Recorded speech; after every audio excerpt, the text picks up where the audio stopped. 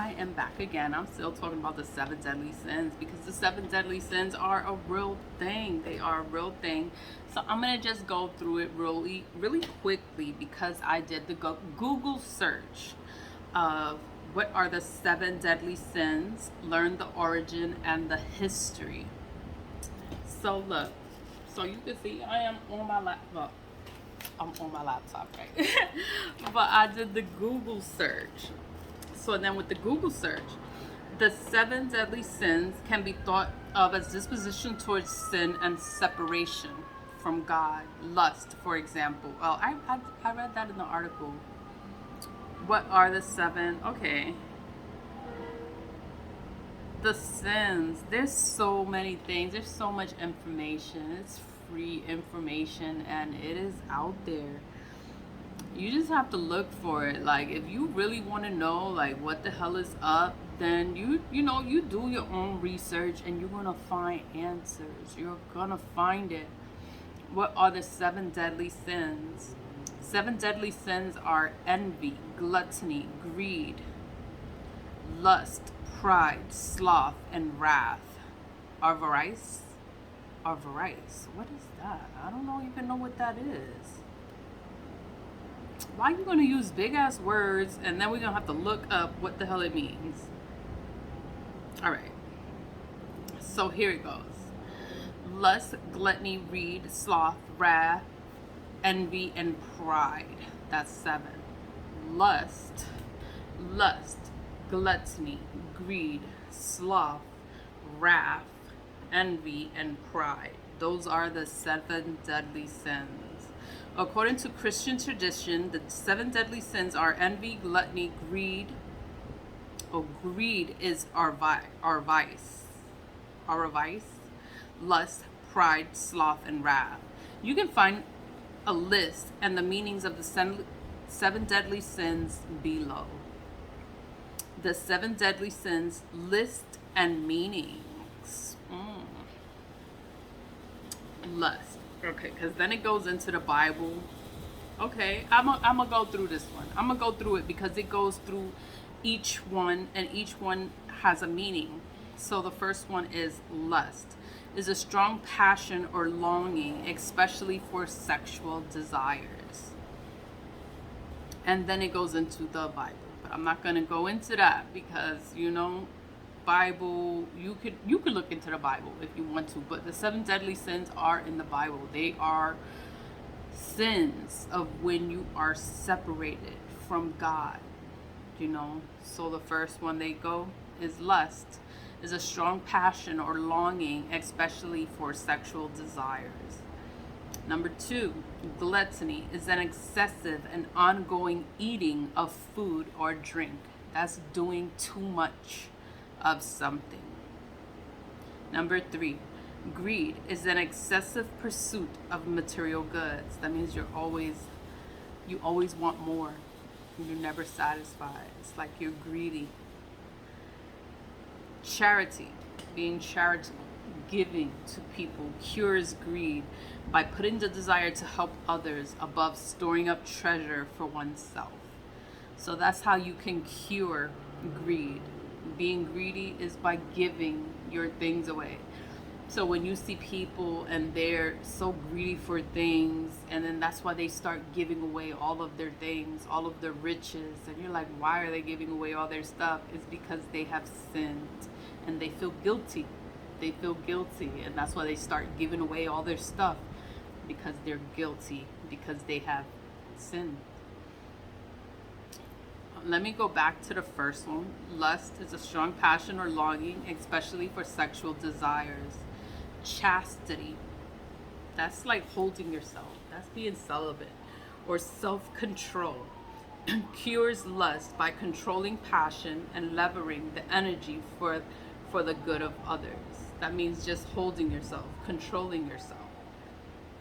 Number two, gluttony is an excessive and ongoing eating of food or drink. Temperance cures gluttony by implanting the desire to be healthy, therefore making one fit to serve others. So instead of holding everything for yourself, it's like you give to others, you share. Temperance. And then we went into greed. Greed is an excessive pursuit of material goods. Charity cures greed by putting the desire to help others above storing up treasures for oneself. Sloth, being a lazy bastard. Sloth.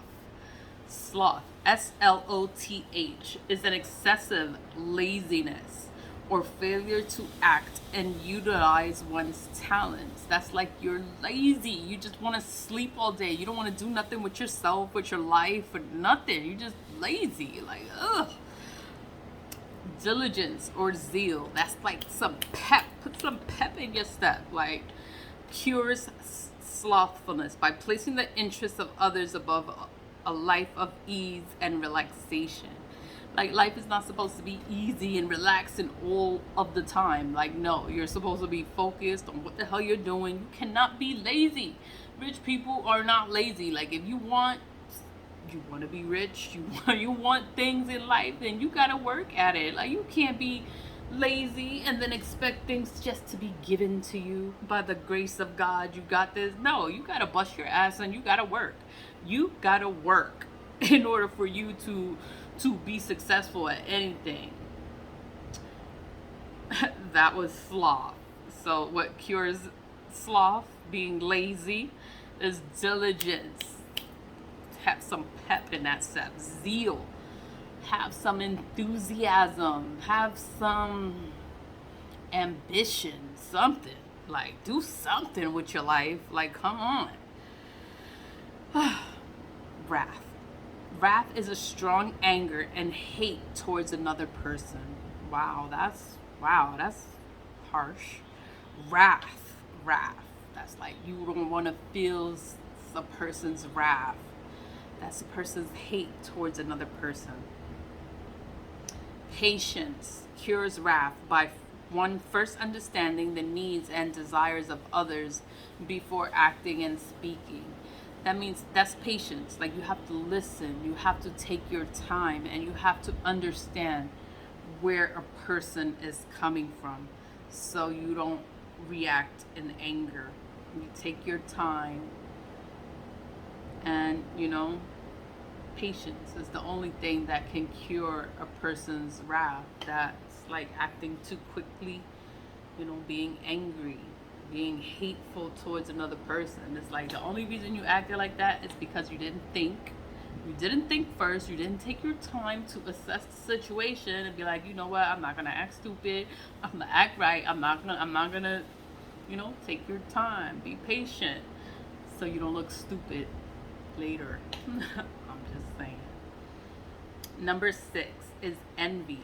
Is the intense desire to have an item that someone else possesses.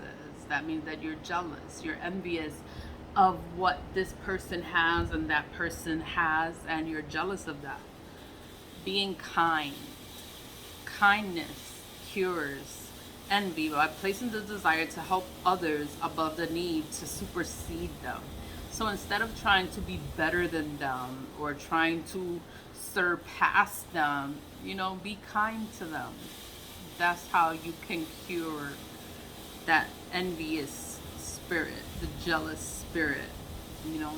Be kind. Pride. Pride is the last one. Pride is an excessive view of oneself without the regard of others. That's your ego. Your ego, being prideful. Like, you think that you know everything and you're better than everyone else, and you don't care about anyone else but yourself. You're being too prideful. What cures your ego, your pride, is like you're gonna have to be humbled. If you don't humble yourself, God will humble you. Something will happen within your life and you're gonna have to be humbled. Like, God is gonna humble you. So humility cures pride by removing one's ego and boastfulness, therefore allowing the attitude of service. I knew pride was ego. Ego and boastfulness. That's like talking way too much about yourself, and it's just like that ego. The ego is it's like the worst one. It's like you could lose everything just because your ego is too big and you don't want to listen and you don't want to help people and you don't want to, you know. But I just wanted to break it down real quick. And this is another article. This one is called Bible Info. And then when you go into it, it tells you like the meaning of each sin. So it goes into wrath, envy, gluttony, sloth. It goes into all of them. But then it also has a Bible verse that tells you about it. I didn't go into the Bible verse because I'm not religious. That's like if you want to read the Bible and you look at the verses and all that, you can do that on your own. I am going to include the link in the description box so you can check it out. But I wanted to talk about it because I was like, ooh, this is the meaning and this is how you can cure it. But always lead with love, stay positive, vibe high, love yourself, be humble, be a good person, like just be good. Always lead with love. Bye.